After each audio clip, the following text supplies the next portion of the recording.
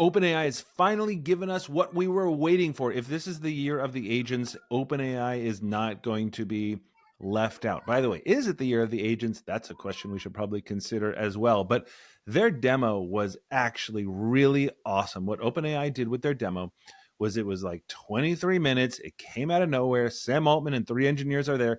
They showed the good, the bad, the ugly, everything else. But I'll tell you this, it was impressive. Not a finished product, anything like that, but enough where we are on the show and Jaeden and I were like, holy cow. So Jaeden, I know you were looking at this a lot. What did you see around this?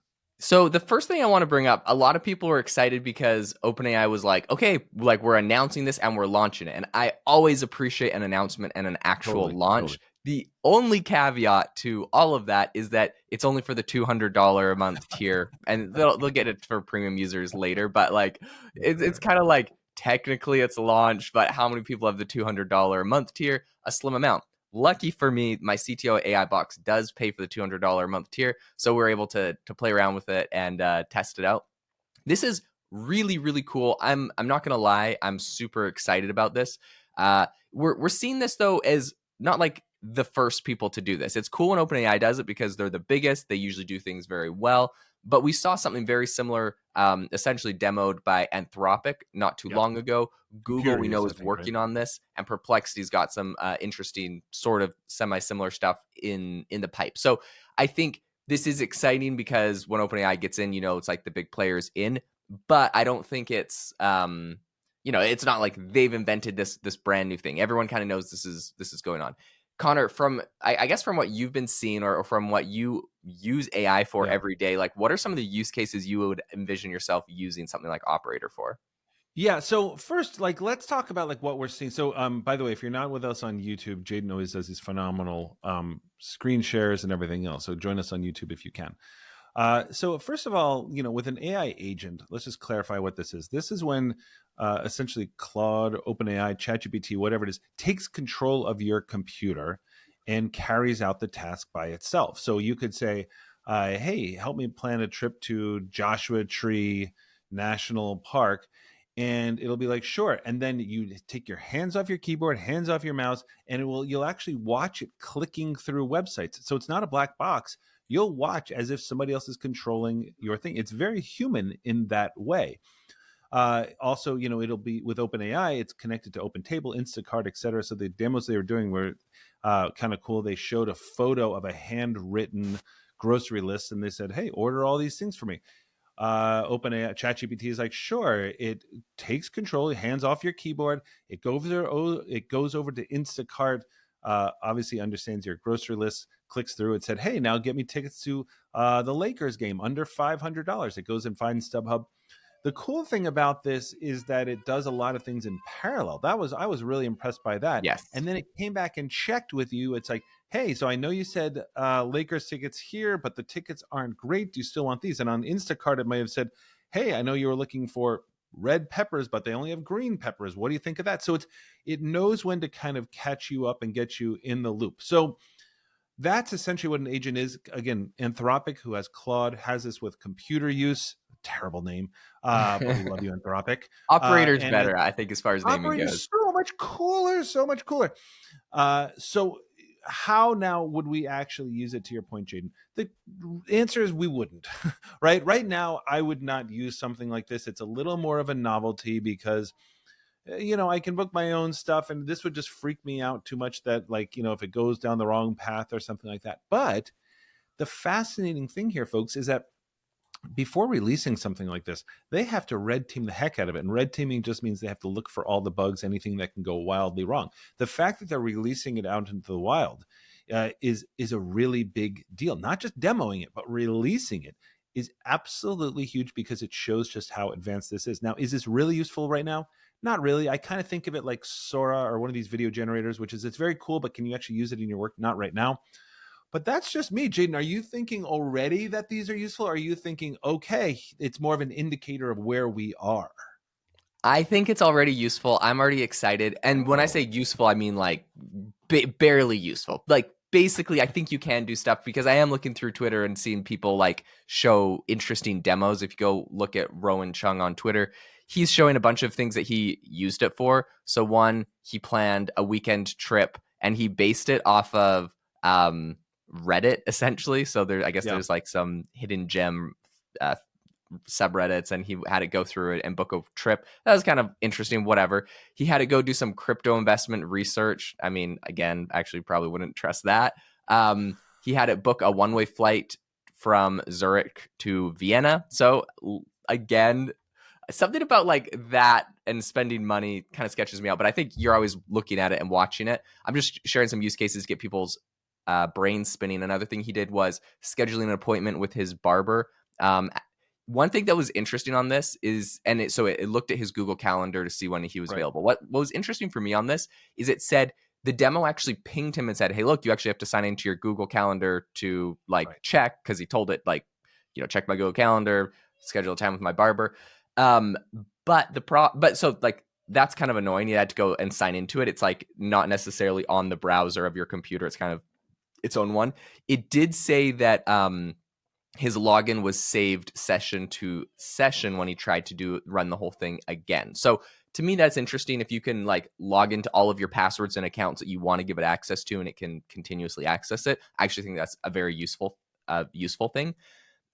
He had to do some research for a birthday gift for his mom. I don't know the research things. I would use this in a completely different way than most things I'm seeing. He had it book him a house cleaner to come and clean his house, and they have an integration with a software called Thumbtack. So that's, I guess, another thing that's interesting to bring up is they have what are integrations, which pretty much to me are a lot like their GPT plugins. They I was tried to thinking the do, same thing. I was thinking the same. yeah, way back in the day. And so what's interesting is you essentially click on, I want it to go search for flights with Expedia, with booking.com. Like you pick the integration you want it to use. Now, if you don't pick one, it's going to go guess, but this gives it a little bit more direction, I think. To be honest, I think that that's actually going to have the same problem as the plugins. I think it's annoying to have to go and like choose, but I think some people will like the granular control over that. Maybe if they're worried, but to me, it's sort of annoying to be like, I don't know. I just want to tell it to do the job.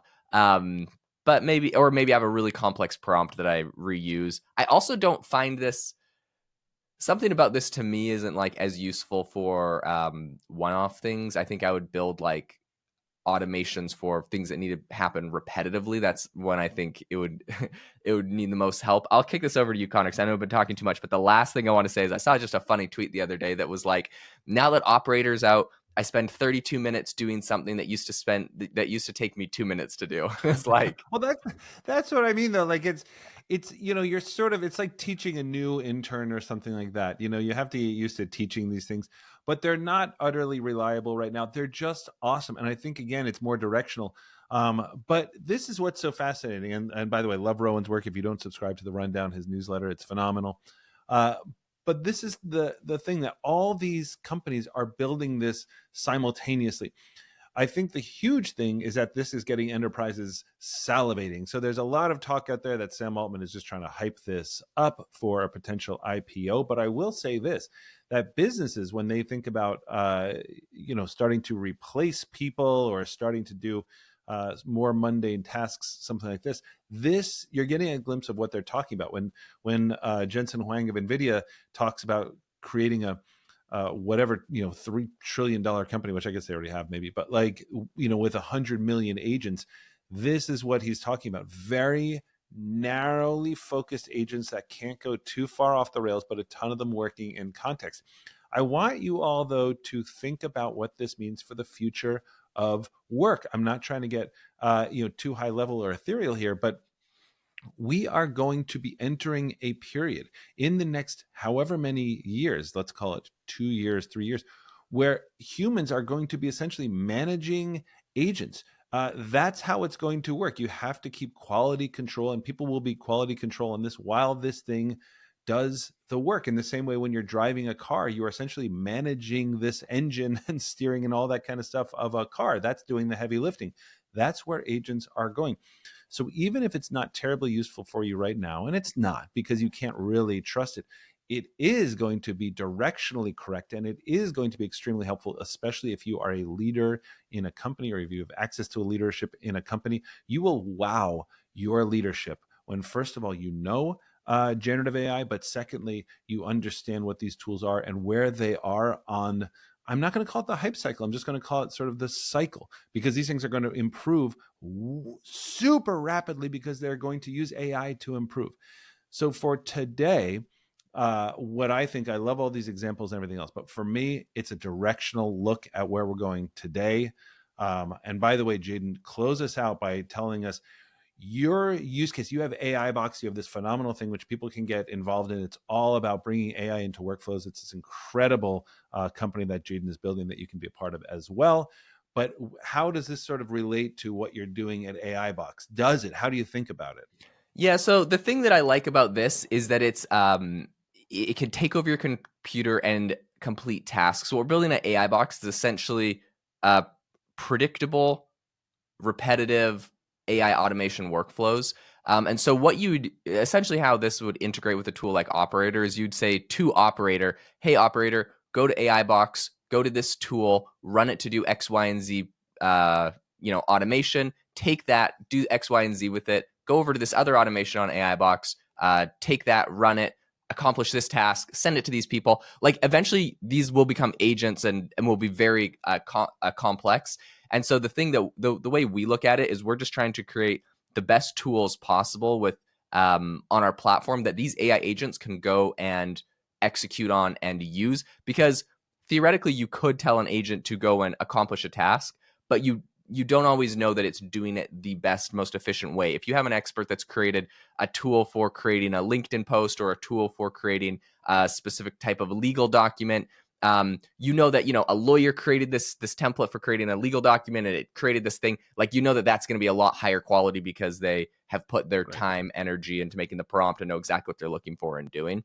So that's the way we're kind of looking at it. And hopefully this will be a great integration. We hope that if we could create an integration on something like this, it'll be a good partnership. So that's the way I'm looking at it. I think it's going to be exciting, and there's going to be a ton of companies doing this.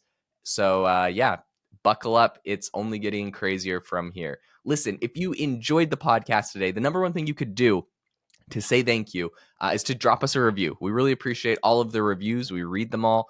They make our hearts so happy. And the last thing I want to say is Conor has a phenomenal AI course. If you haven't taken it already, today is the day, because you see how much is changing, how quickly things are changing. He's created an entire framework for how to not just use AI, but how to think about it, how to integrate it. So this is one of the most critical things I think you can do today if you have not already. There is a link in the description to his AI course. Make sure to get it. Thanks so much, everyone, for tuning into the podcast today. We will catch you next time.